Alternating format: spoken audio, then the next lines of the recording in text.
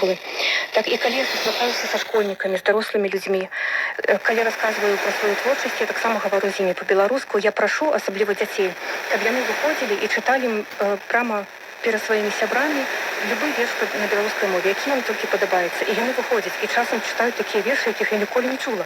І я пытаюся, што гэта за аўтар, яны мне падказваюць, і гэта цікава. І часам я прайшлю праспяваць песню, якую вы ведаеце на беларускай мове, і ўсюды мне спяваюць адну і тую ж. Якую? Угадайце. Цячэ вада ў яру. Хату бацькоў.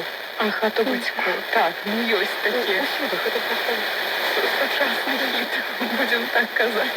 І я прашу людзей, дзяцей, каб яны задавалі мне пытанні, калі ў іх яны ўзнікаюць, але абавязкова па-беларуску. І гэта вельмі прыемна назіраць, як яны стараюцца, як яны падбіраюць словы.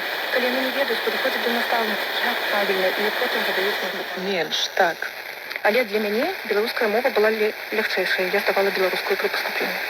Ви ведаеце, як раней заўсёды, мая настаўніца, я не ведаю, магчыма, іншыя і па-іншаму казалі, моя настаўніца, асабліва ў малодшых класах школы, казала, магчыма, каб падбадзёрыць школьнікаў.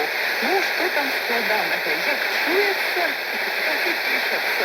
Зразумела, гэта не заўсёды так, і часам могуць і зусім не так, але, тым не менш, мне падаецца, калі вось такое падбадзёрваючае, такі выраз чуеш, усё ж такі лягчэй уступаць у гэты тон.